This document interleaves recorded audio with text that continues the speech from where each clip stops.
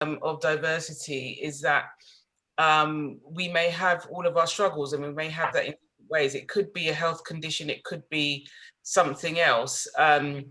But I think if we as women want to share, we should be able to share that without being judged on our abilities, and people not, putting us into a box and assuming what we can and can't do. So, okay, thank you very much. Thank you, everyone. Good to see you all. So, from a beauty perspective, if you think about it, it's really quite, what I've seen is this, when women struggle in particular with something to do with their body or their face, it affects their confidence a lot.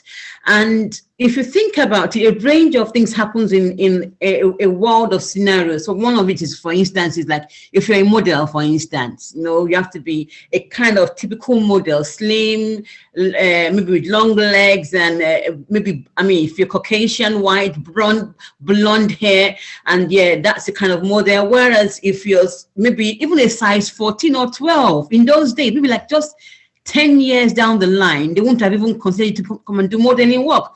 And that's kind of changing now. We're knowing that beauty is actually diverse. So we shouldn't have this fixed view that beauty should be in one way. It comes in different sizes, it comes in different shapes, it comes in different colors. You know what? Beauty is and should be diverse. So in my work as a beauty therapist, I don't do so much of that anymore. I've seen how a range of things affects our self-esteem.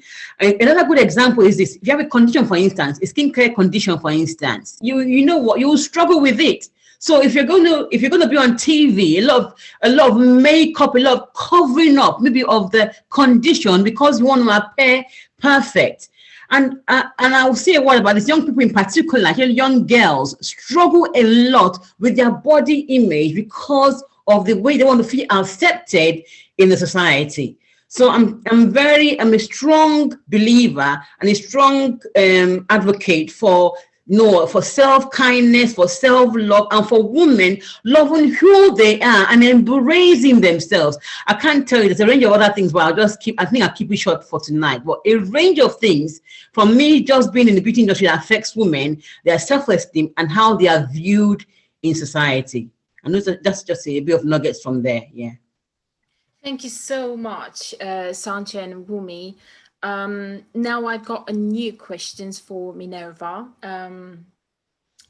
In your artwork, you explore the effect of conception pills on your life.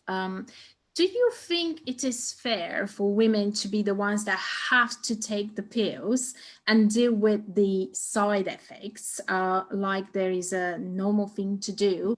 And why can't men take the pills to stop fertility for a period only, until when both partners are ready to take the next level of commitment? I would love to hear your opinion on this, and also I would love to know, as our participants too, I'm sure, what our guest thinks on this topic.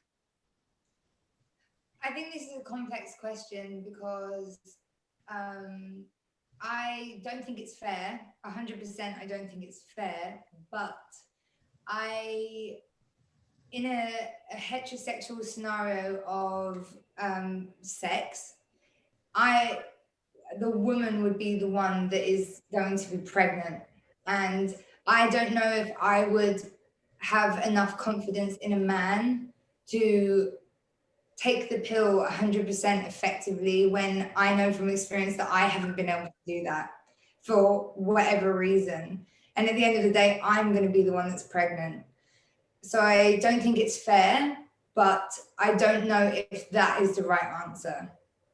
That's what I think about it. What do you think, Sancha?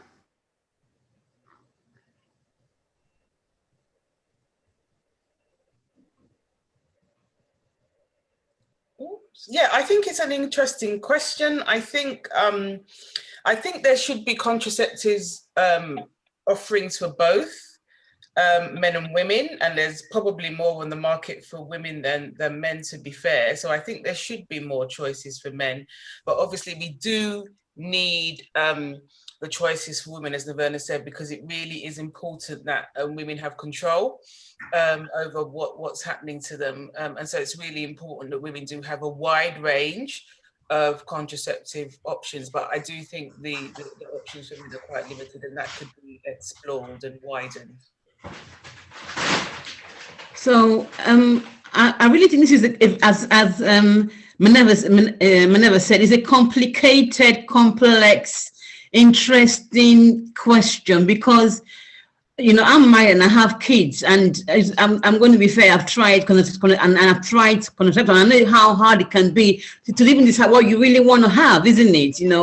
It can't be something that is personal, number one, and how do you involve the man, number two? How can you, as a couple, I'll say as a couple, have a dialogue about what is right for both of you, and then will the man be willing? So, if you look at history, it's always been women who have taken the proactive approach, isn't it? As Minerva said, to deciding which one is the best fit for them, because if they don't, they'll be the one getting pregnant. We'll be the one getting pregnant. So there are no easy answers to that question. I think it has to be with the couple really having that conversation and agreeing, or the woman deciding what is best for her in that scenario.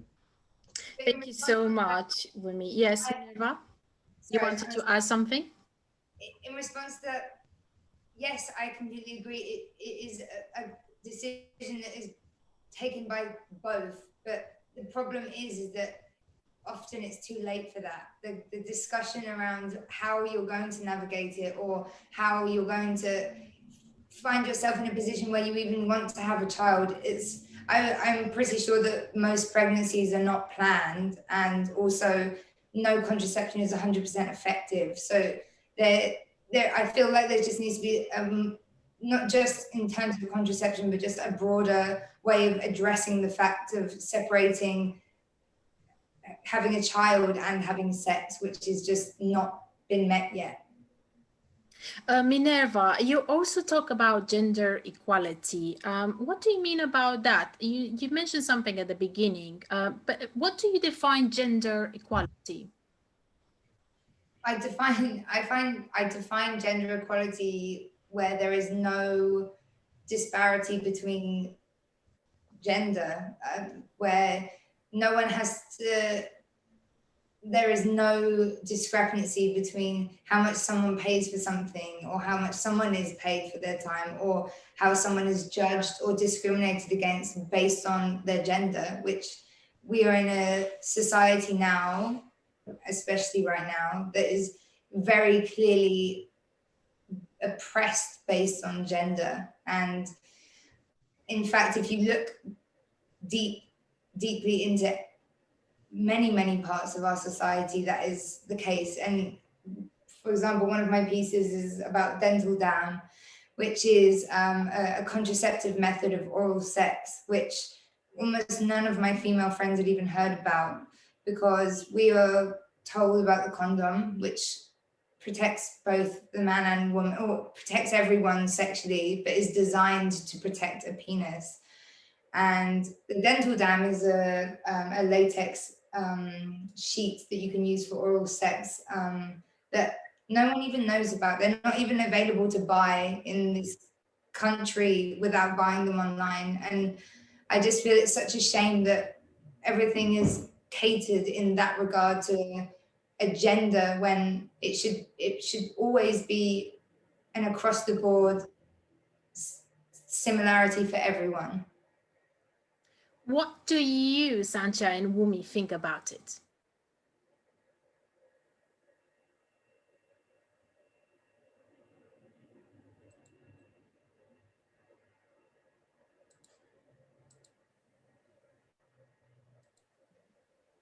Yeah, I think for me, gender equality, as has already been said, is about women having, I think, equal access to opportunities and equal outcomes as well. So you know, access to whatever it is they want to be. It could be to have their own business. It could be to be artists and to be respected as artists, to be professionally recognized, whatever it is, active in public life.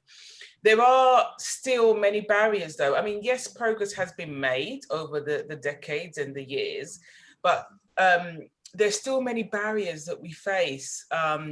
You know, women still bear the brunt of caring responsibility. So it could be caring for children or caring for parents, or even both sometimes. And that has really been brought out by the pandemic, where we see that during the pandemic over the last year, the majority of women have been trying to juggle running their business or working with both caring responsibilities and teaching responsibilities. And the lion's share of that has fallen on women. We've also seen just over the past week that sexual violence against women is still very real. And, you know, we have to very carefully as women consider whether it's safe for us to walk the streets at night. Even in 2021, it's still a threat for us.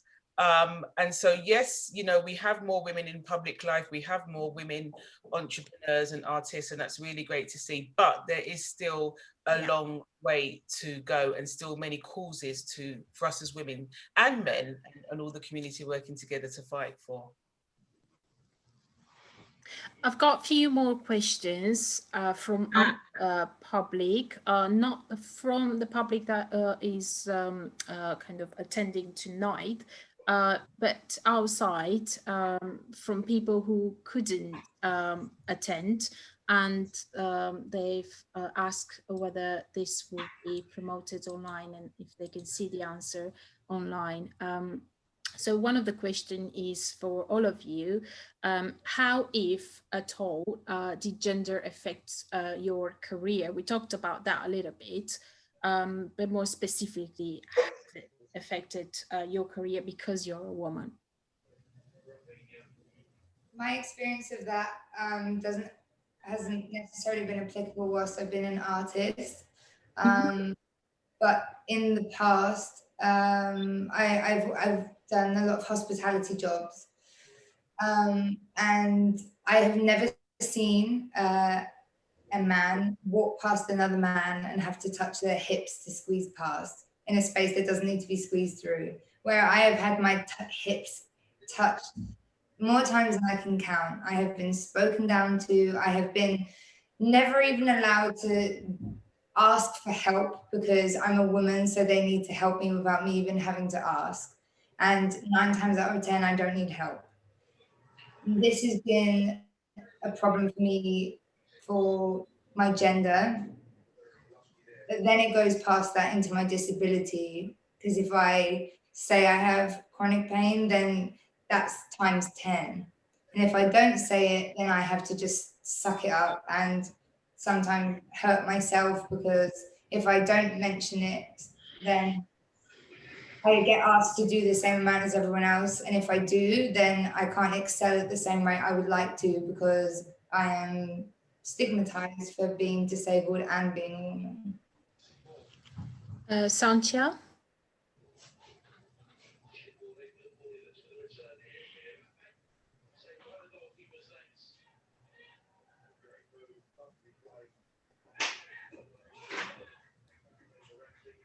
Yeah, I think for me, I guess in different ways. I mean, when I was a lot younger, I guess people judged, you know, they said, oh, you're young and can you do this and can you do that? So it was kind of, you know, coupled with being a young woman and maybe feeling that I wasn't up to certain tasks. And then I think as time has moved on, you know, I'm in different fields. I mean, HR, where I work professionally, is female dominated, so that's slightly different. But if I think about politics, it's still male dominated at every level. And I think when I was the civic mayor of the London Borough of Barking and Dagenham, a lot of people that maybe were requesting to book me for events, were not maybe, you know, that familiar with me.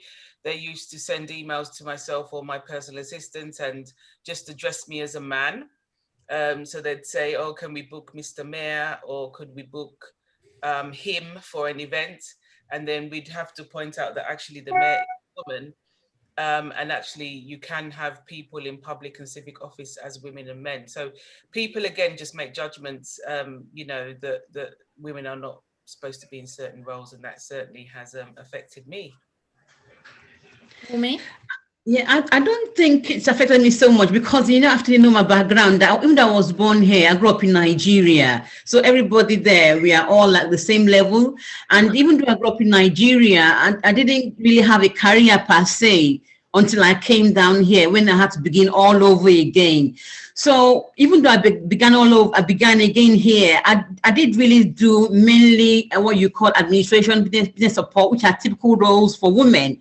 So I won't be able to gauge in terms of me being a woman how I was affected. But then, you know what, I know I couldn't really progress my career beyond a certain point. When I was in the local government, I'm actually back then now contracting, and I couldn't go beyond a certain point. And I don't think that was actually to do with my gender. I think that was more to do with my race. So I'll be honest in giving my answers there.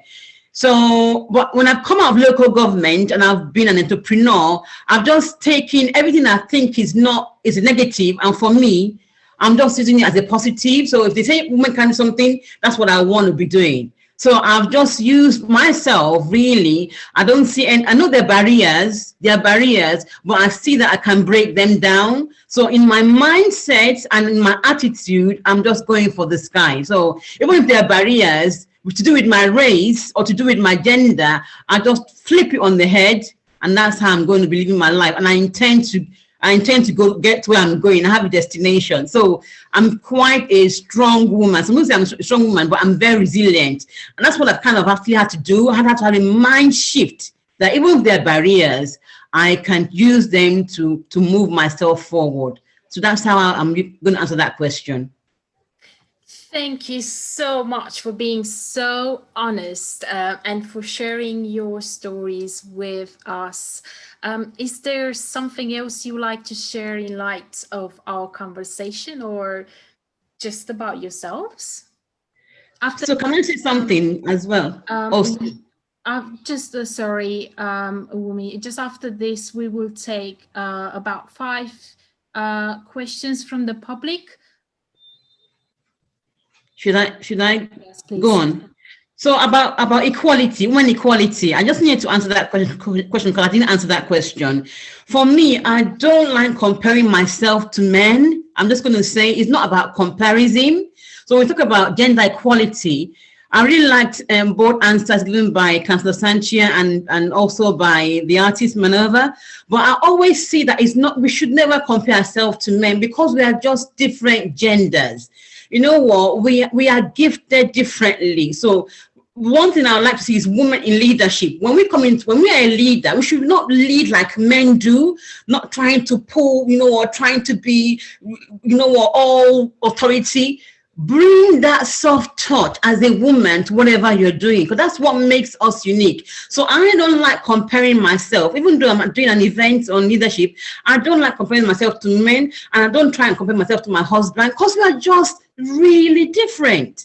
And as a result, I like that feminine touch. So, as a beauty, a beauty person, beauty consultant, beauty therapist, bring that femininity and make that your unique point of difference in everything you do to make you stand out. We need opportunities more for women. We do. We need to rise, because if you think about it, when a man is in a leadership position, they earn more money compared to the same woman in that same leadership position. But you know what makes you different is how you can turn that on his head and make yourself stand out as a woman that you are, and not comparing yourself to men all the time. So I see gender equality as not comparing ourselves to men, but we are different, and we must use our difference to move us forward. Thank you so much. Would you like to add something else, Sanjay? Before we go to Minerva, who will be talking about some of her, maybe all of the sculptures in our current exhibition. Pass to you, Sanjay.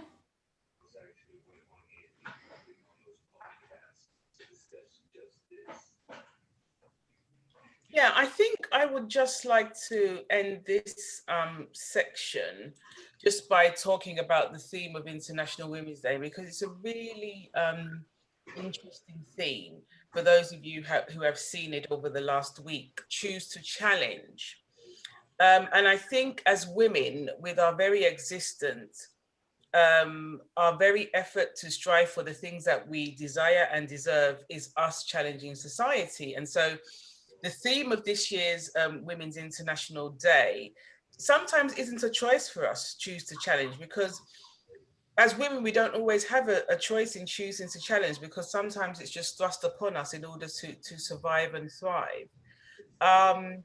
But as well as challenging systems, and we've talked a bit about that in terms of health, in terms of, you know, business and professional life, we can also think about challenging ourselves. And in challenging ourselves, it doesn't always mean it's about your career or it's about your business or hitting a certain milestone. I think also challenging ourselves could mean just being kind to ourselves. So sometimes as women, we talk very negatively to ourselves, you know, and I think sometimes being kind to ourselves is a good challenge for us to think about this evening. Sometimes, you know, how we speak to ourselves personally and professionally, we can be very hard on ourselves. So we can make a small mistake. Maybe we've forgotten to do something, we've made a mistake, and we'll tell ourselves that we're dumb, we're idiots. Or if somebody pays us a compliment, we try to change the subject or we ignore the compliment. Yeah. And the funny thing is, we don't do this to other people. We tend to do it all to ourselves. We tend to be very hard on ourselves. And so I'm just encouraging us, as well as challenging the big system of patriarchy, as we have discussed, let's challenge ourselves to operate from a place of wellness and fullness, because in order for us to make changes in society, we have to first start with ourselves. So we as women, I'm encouraging us to prioritize our well-being and how we treat ourselves, so that we have the capacity to then raise our hands up when we see or face injustices and inequalities. And then we can make those changes in the workplace and in the society, get a law passed or raise an awareness about an issue. We can't choose to challenge society in a healthy way if we don't put ourselves first. We need to pour into ourselves and challenge how we think and treat ourselves. You know, society is very quick to put women down. And I mentioned this earlier, they like to put us in boxes. And it can be exhausting as women that we have to constantly battle these stereotypes.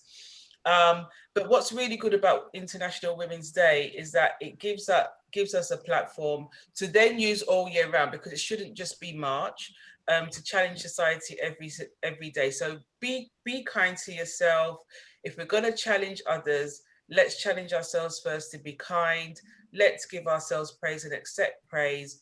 Put yourself first, because by putting yourself first, you then have the armor to fight to make the world a better place, not just for ourselves, but for everybody else. Thank you. Wow, thank you so much, Sanjia and Wumi. So inspirational. No, absolutely inspirational and uplifting and motivational as well on top of that. I've got the pleasure now to go back to introduce you to Minerva's exhibition, and ask Minerva to take us in a fantastic journey of her artwork. Yeah, just Minerva, I'm passing it on to you now. If you could please tell us about the sculptures in the exhibition, the story behind them, and anything else that you think our guest tonight would like to know about. Thank you so much, Laura, and thank you so much, Wumi and Sanjia. I really appreciate to hear your thoughts around the topics I've picked for this evening, so thank you. So the purpose of my exhibition entirely was mainly to further the conversation around problems that are so rarely heard of within my group of female friends. The women, and entirely, and in a bigger sense, my work revolves around healthcare and shedding light on the side effects with pain medication and anomalies in healthcare.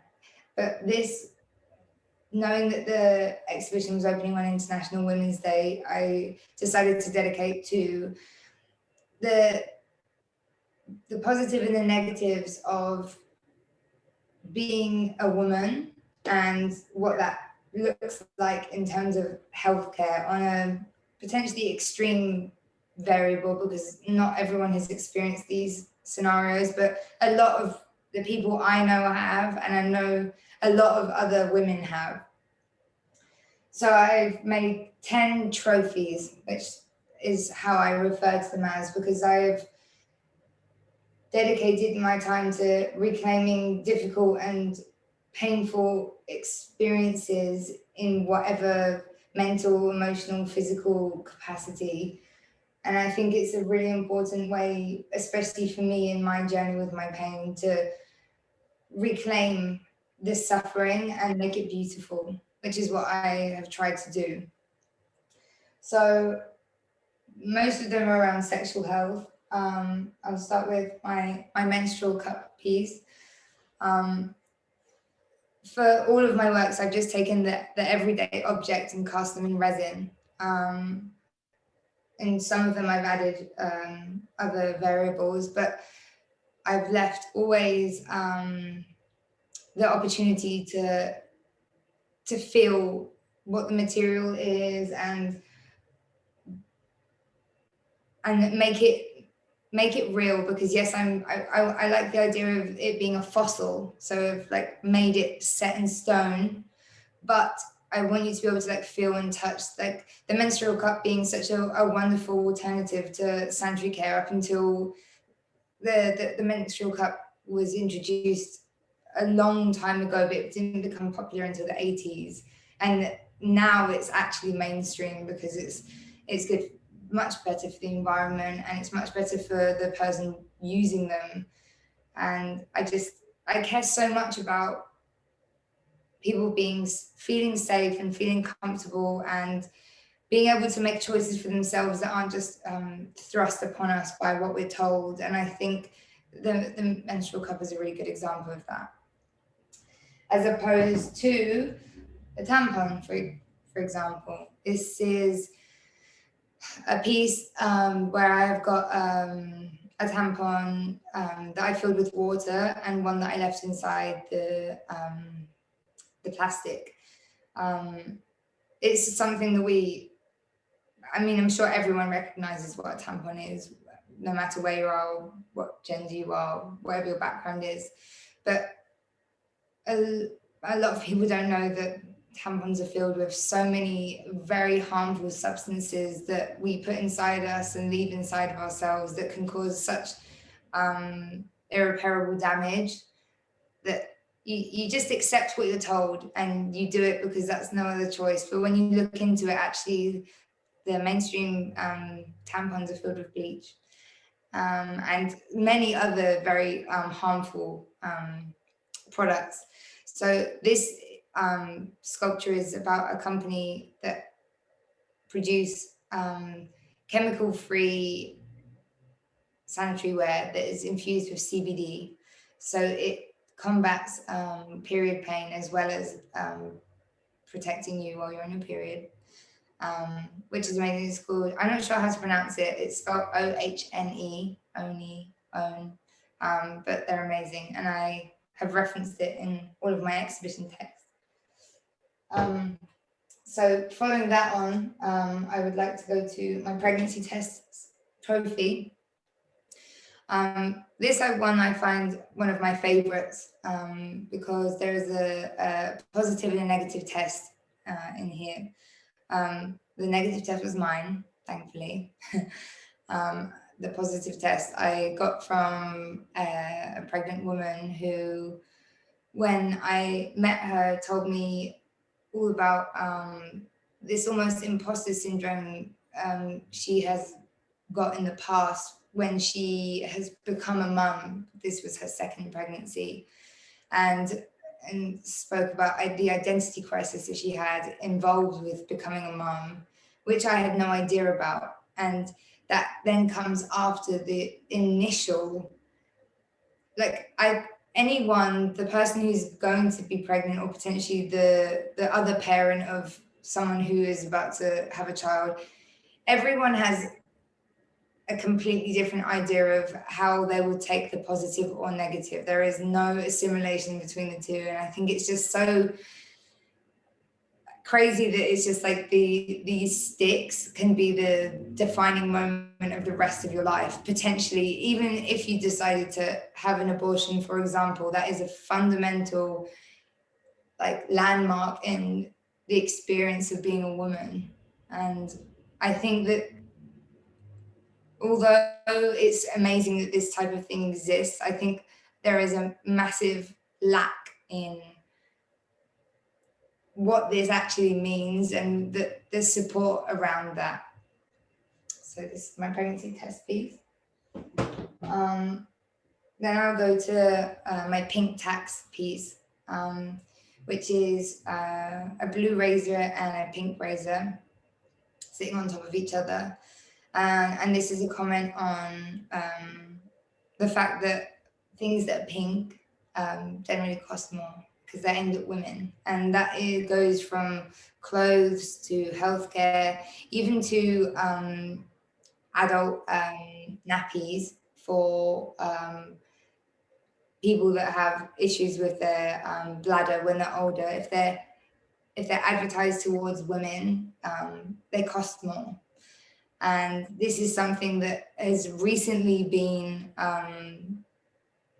challenged, and the luxury tax has been revoked, but it still exists in even the fact that you have to pay for sanitary ware, and the fact that the morning after pill has to be paid for in lots of places unless you're prepared or know a pharmacy that you're going to have to, that you know that you can access it for free. My Cocodamol piece. So this Cocodamol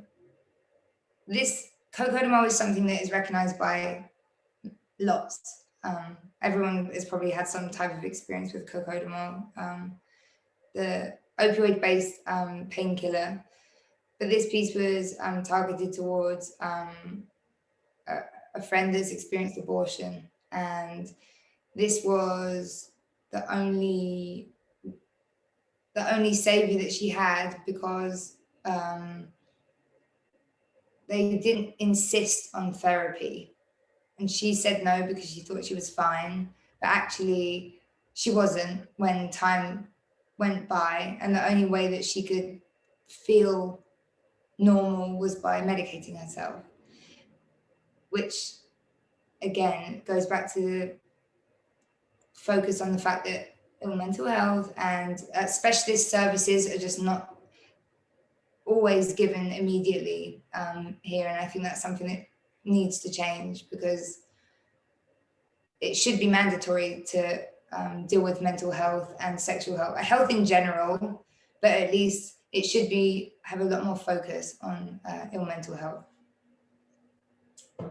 Then, as I've mentioned a few times before, the morning after pill, that I know a lot of people have had to face and worry about taking, not just because it's a huge decision to decide to take it, but also the repercussion of the fact that you are about to put a huge amount of hormone into your body, and the effect that has that can last for an indefinite amount of time, which I from experience know, and so do the people around me, knowing that you don't want whatever potentially could come out of not taking it, but what are the repercussions of taking it? The type of issue that I also have with my contraceptive pill piece, I feel there are just so many missed information around the education of giving medication and painkillers to anyone, not just women, but especially to women, because we were all given the pill when we were 16 and that's what we were told to do, and now we're all paying the price for it in various different forms. And I think there needs to be a really big shift in the way that people are educated about contraception, because there is so many opportunities and so many options, but the side effects are something that are never really discussed. And I have personally had a very difficult experience with contraception, and as has the person who gave me this contraception packet. I asked them to explain what their pain and experience felt like in a color, and they told me the color purple, because it was just like a constant haze of not knowing how they felt and how they, whether it was them that felt something or it was the pill that was feeling it for them, because it has such a huge impact on your hormonal balance. Yeah. And then I mentioned earlier about dental dam, which is the alternative contraception for not using a condom for oral sex. Not penetrative, but the fact that it even exists and no one that I asked knew what it was is like huge to me. So it's yeah, these two latex sheets that I let interact with the resin in whichever way they wanted. That it's just, it really struck me how there's so much focus on men. As we grew up, it was about like looking after the man, and yes, it protected us both, but there was never even the conversation about what opportunities there were outside of what was offered for a condom. And to go to my last piece, the condom. This is a condom that I've allowed to sit exposed to air, and the latex is deteriorated and discolored. And this piece is all about how I don't think anyone really pays attention to the use by date on a condom, but actually it is a really important thing to pay attention to, because latex does deteriorate, and if you are using an out-of-date condom, there's a very good chance you're going to have much less protection. And it's a wonderful invention that has changed history, in fact, in terms of contraception. But I think there needs to be a bigger step between this and what's happening right now in the world, and being able to reclaim our own sexual identities past something that can deteriorate so easily. So yeah, all I wanted to do with my work is just create a platform for people to be able to speak about problems that are often seen as embarrassing or something to be ashamed of, when actually we all face these problems, whether you're whatever gender you are, whoever you are, whether you're on the receiving end or next to someone. Everyone has an experience with this or a problem in general with healthcare. And as a person who suffers with an invisible disability, I truly believe everyone has an invisible disability of whatever caliber. And I want to just open up the opportunity to discuss it freely rather than attached to so much stigma and judgment. So to be a woman. Thank you so much, Minerva. In my opinion, I believe this is probably a great gift to be given to women, in a way to say, I understand you, and I understand your sacrifices. I see you, and I think every woman wants to be heard and to be understood. And I think your sculptures they do just that, in my opinion. And I think every person out there, every woman should have one of these sculptures on their shelves to remind themselves about the struggles, about the challenges, but also about their strength within themselves and who they are. And unbelievable, beautiful, inspirational, and very kind of controversial almost. Thank you so much once again, Minerva. Now I'm going to ask our guests to ask their questions, whether those questions are for Minerva, Sancha, or Wumi, or for myself. Please use the chat box to ask your question, or you can put your hand up and then I'm going to pick you to ask your question. Just please use the box, the chat box, or wave at us, and you will be unmute to ask a question. Anyone has got any questions for our guest tonight? Okay, Teresa, I'm gonna unmute you. Hi, Teresa. Who is? Hello. Hello. Hi, Laura. Hi. Hello, Thank Minerva. you for joining our event tonight. Thank you, Minerva, for your talk and explaining the concept behind your work. Can you also just, my question is more about the aesthetics. Can you tell me more about why you chose to encase the items in the resin and why you chose the oblong shape for most of your work? Just wondered why you chose that particular format. So the reason I chose resin is, one, because it solidifies the experience for me for a long time.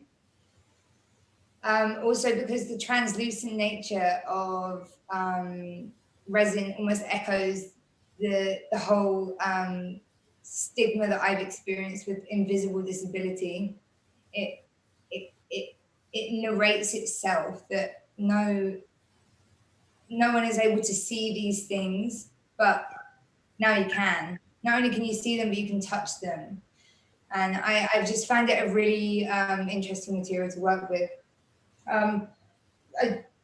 The shape of all of them is purely aesthetic. The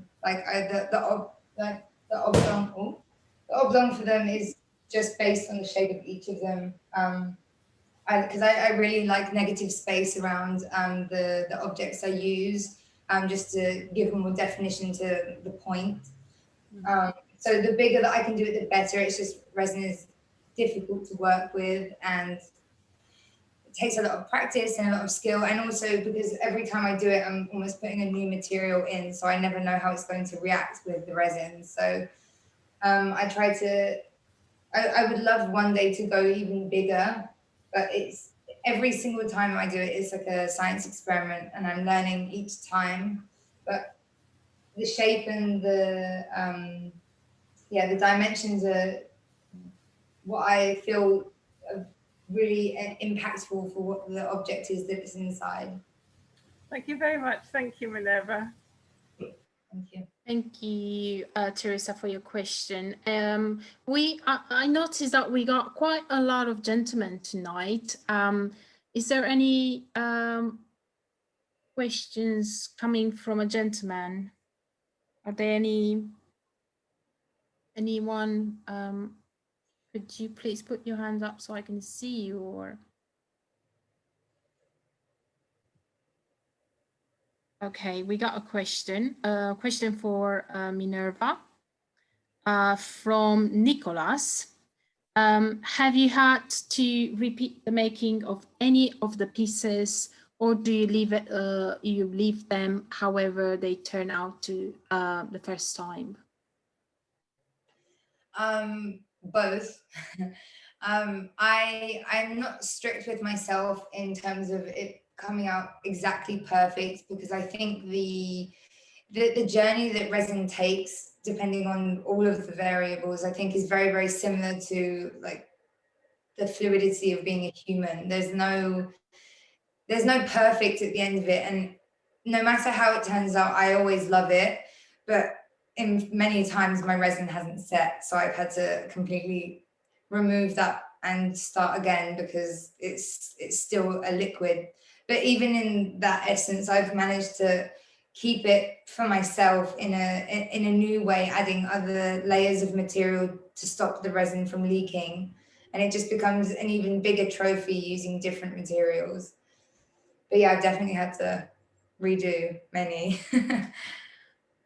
Lovely. We got another question from Gabrielle to Minerva. Do you think male doctors are fully able to relate to or even conceptualize pain that women feel, be it gynecological or otherwise? Of have my doubts. I don't think that they can understand. I think that they can address and deal with the problem effectively if they have the capability, but they will never have that lived experience. They will never know how it feels, and they will never be able to understand in a way that a woman could. From my own experience, I have a therapist currently who is a woman, and my previous one was male. And although they were both great, I really am taking so much confidence and security in the space that when I do express something that is very specific to being a woman, I know that she gets it just because she is a woman. And that's why I think it would be really important to potentially put focus on maybe funding a space that is ran by women within healthcare for women.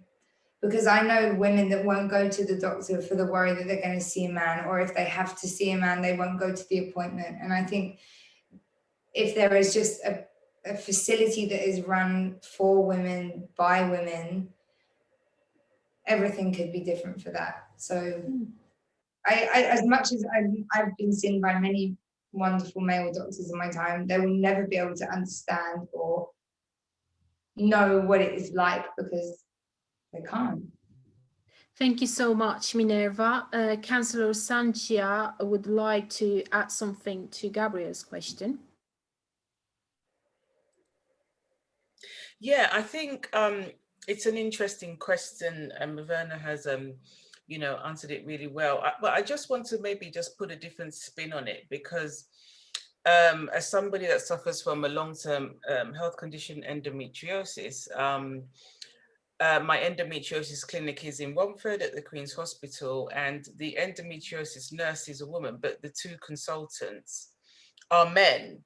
And so I think it's about giving women choices, as which we've mentioned before. So I think it's about ensuring that women are able to have that conversation with a female doctor, but some people like myself don't actually mind whether we see a male or female doctor. I've been poked and prodded and had vaginal scans even by men, and it's not an issue for me, but it might be an issue for others. So I think it's about giving women the choice, but I think we do want to open it to men to study women's gynecological problems and be specialists in them. So I think we need to open it up to both and give women the choice. So, hopefully if they have a long-term health condition or they have an issue, they would have a choice. Do you want to speak to a man, or do you want to speak to a woman? But I think we do want men to get involved.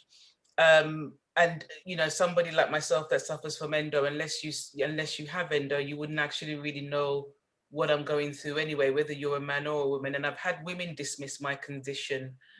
I remember 20 years ago when I was doing a work placement in Tottenham Court Road. I didn't know I had endo at the time because it was only diagnosed 10 years ago, but I had to take a day off. I was in really bad pain, and when I came in, the female boss was quite angry and upset with me and said some quite bad words to me. So we can't always expect help from women.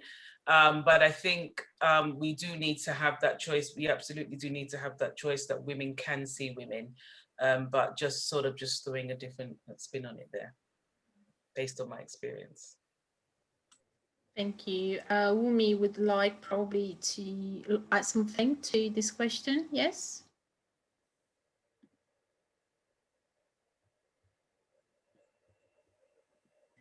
So based on what both Minerva and Councillor Sanchez has said, I think this is why I'm really out to really encourage and enable women to actually rise into different spheres of roles, because I think as women, a lot of sometimes we tend to get fixed on a kind of role that society wants us to be in. So if you're maybe into something like a female role, that's what a lot of women will be doing. So if you want to have, for instance, a health clinic that will involve only women, then we have to have a lot of women already in that profession. So sometimes it may even be that a lot of women are not in that profession. So really, you have to have males doing it.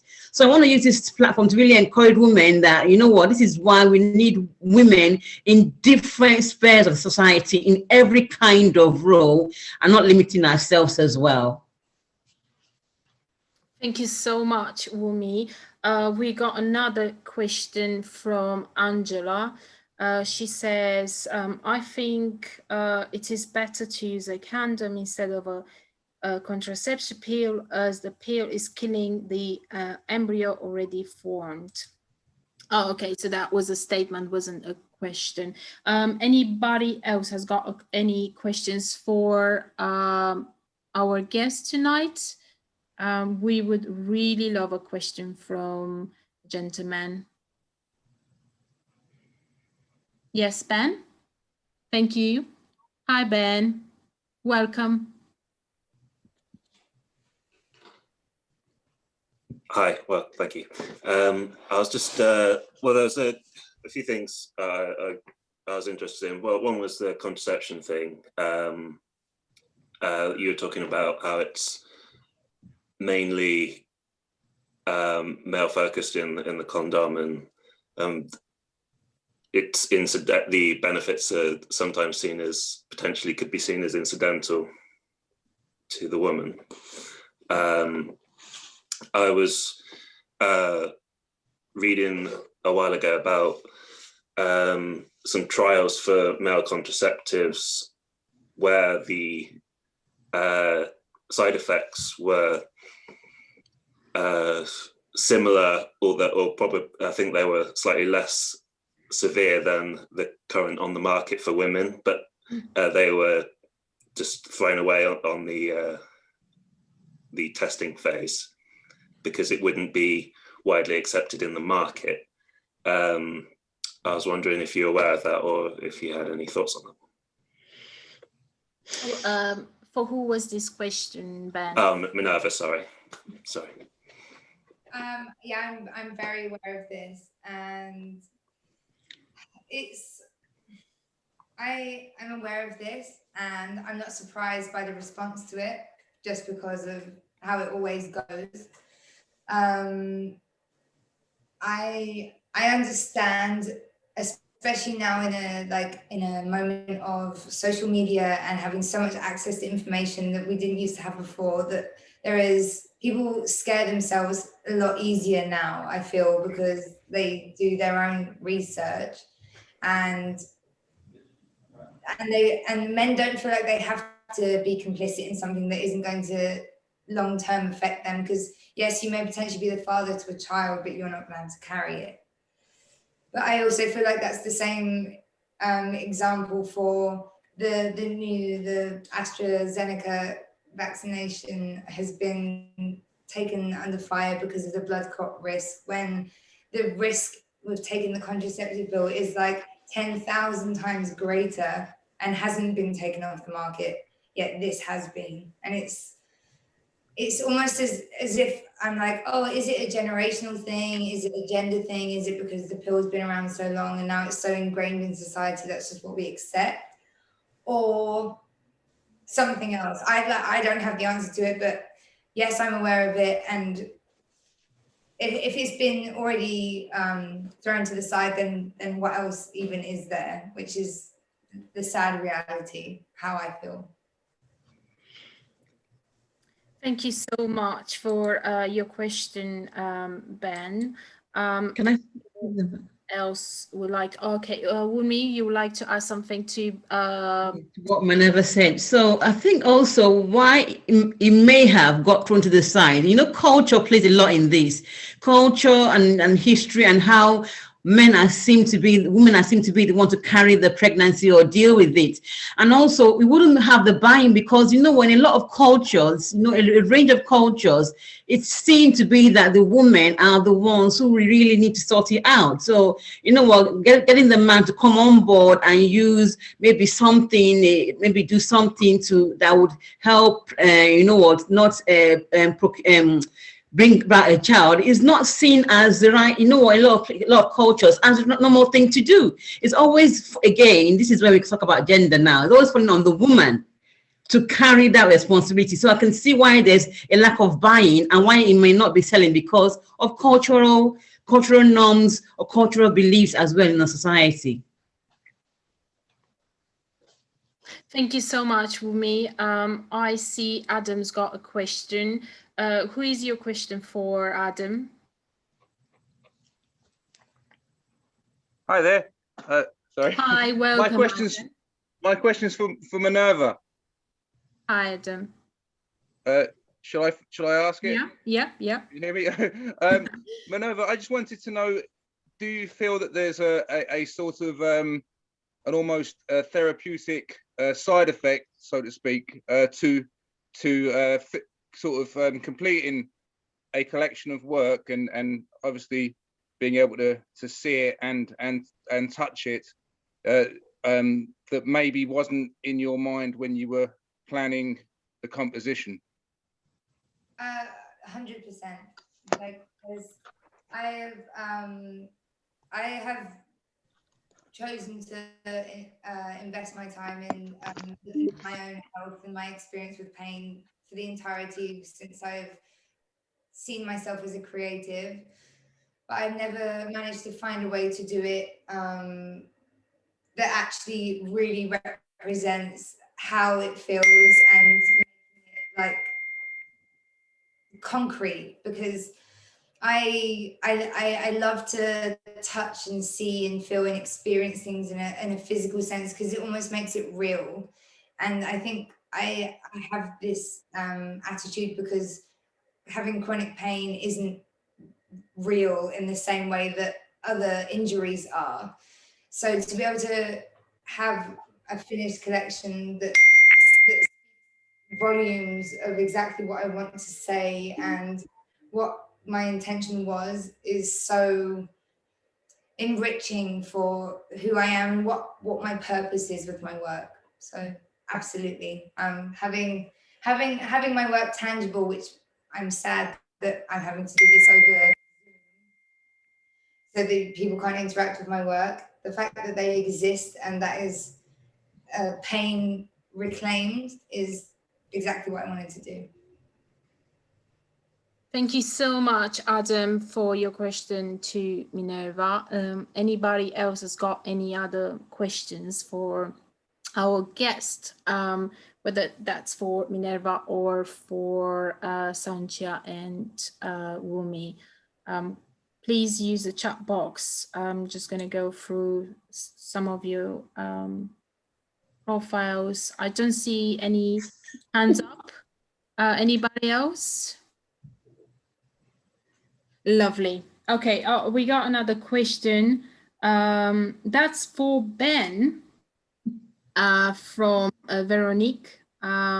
She is asking, are you ready to carry the pen that a woman carries? It always comes to a gender issue. Women embrace their duality. Or are men ready for this? Is a long journey to a full awareness. Ben, what do you think about Veronique's comment? Who is this aimed at? This question is aimed at Ben. Okay. Let me just read that again. So I think, well, it's my personal opinion. I don't think cis men as a whole potentially aware are ready for that, as current state of affairs of the world show. But I think a good ethos to carry would be that if you enter a relationship, or whether it be emotional, sexual, or otherwise, you agree to share what the consequences of that are. And I think that should be taken equally, which is the essence of women's equality, I think, to share things and treat that equally. But that's just my opinion. Thank you, Ben. I am very happy that we have encouraged an open conversation, not only between our guests, but as well with all of the participants, everyone at the event tonight. I'm just looking to see whether there are any other questions for our guest tonight. Wait, please use the chat box or your hand. See a few hands from Adam, but I guess you don't have a question. That's old question. That's an old. Yeah. Wumi, do you have anything else to add? No. Okay. Right. Somebody's got a challenging question to Minerva. What comes after pain, Minerva, from Ricardo? Well, that is a very big question. What comes after pain? What comes after pain is a decision about whether you are going to let it control you or you're going to control it. Although I am still in pain, I don't feel like it is as big in my world, whether I am suffering the same or not, as it was before, because I decided that you can be bitter or you can be better. And the next thing that you can do is acknowledge, you can understand, and you can grow from. Pain will always exist in whatever form, but it's about how you respond to the pain and choose to grow from it.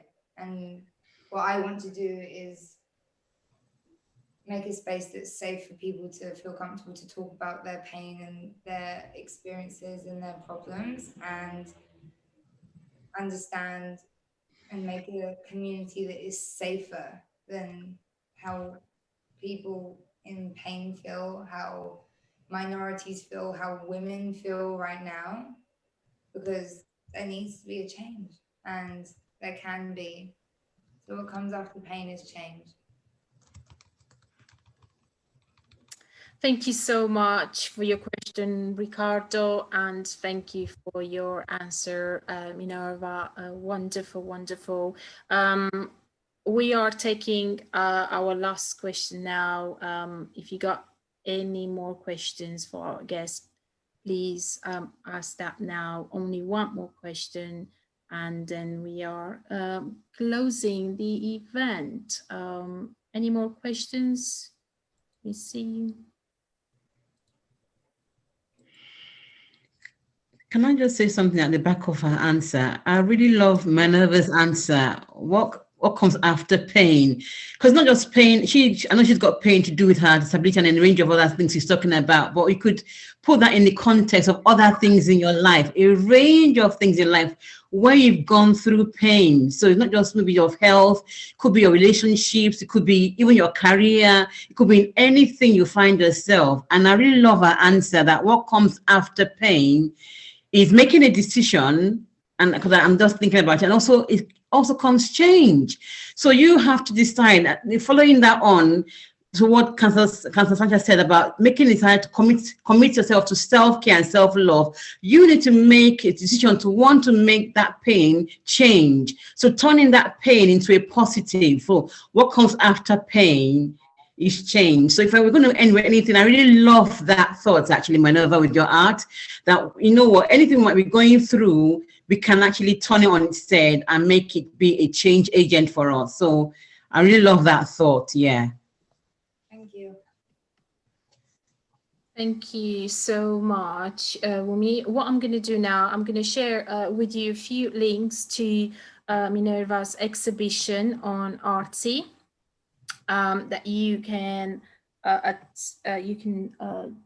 click on and join. Just 1 second. Okay. If you are interested in purchasing any of Minerva's trophies, please get in touch with us. Actually, today we meant to share the news. It's an offer that we decided to give to all of our participants who took their time to show support. And Minerva, do you want to say a little bit about that? Do I want to say anything about that? Yeah, about about the offer. So the offer is, so I have my sculptures for sale, which are for sale on Artsy. And today, just for today until midnight today, there's going to be £50 off all of my sculptures, which that offer can be redeemed through Laura and the gallery, which if you are interested in any of them, then you need to contact her directly.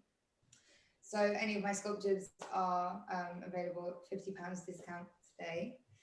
As well as I have A1 prints of all of my sculptures that have been taken by my friend Carolina.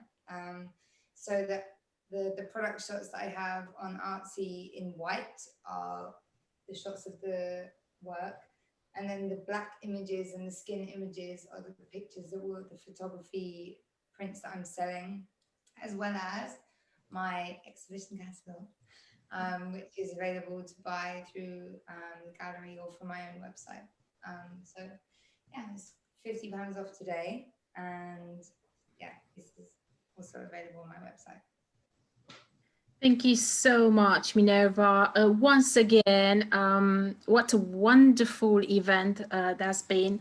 And thank you to our guests, Minerva, Councillor Sanchia and Wumi, for joining and for uplifting everyone tonight and for inspiring us with your stories, successes, and art in Minerva's case. Like I mentioned before, if you're interested to know more about how to get hold on one of Minerva's trophy sculptures, please get in touch with us. Like I said, please don't forget to visit our current exhibition on Artsy. And finally, don't forget to subscribe to our newsletter to receive news about our future events. We can guarantee that every event will be different and extremely memorable in its own way. And because we are committed to bring you yet more challenging, more ambitious, and more daring experiences to inspire you and change your perspective. Thank you so much, everyone who has donated to attend this event, and with your donation, our gallery will be able to continue delivering more free projects for our communities. And yeah, if you got any more questions, yeah, just please get in touch with us via email. And yeah, just thank you again. Good night. And I would love to, sorry, I just want to interrupt. oh And yes, say, of course, of course. thank you so much to the women that helped me with what I learned, the women in my life that have unfortunately had to face so much suffering and have come out resilient and have taught me and have helped me become a more knowledgeable person about true experience, human experience. And yeah, I want to say thank you to those people. I want to say thank you to all the support I've been given, to you, Laura, to you, Wumi, and to you, Sanchia, for helping me with this. And I just feel so proud that this has come at a time that is so amazing for the worst reason, because there is so much that needs to change about society right now. And I feel like this is contributing. So Lovely. I'd just like to send a last thank you to Isabel as well for her amazing work and making sure that our event has been as safe as possible and that we haven't been interrupted by unwanted guests. Thank you so much, Isabel, for your hard work. And yeah, good night, everyone. thank you. Bye. Bye. Bye.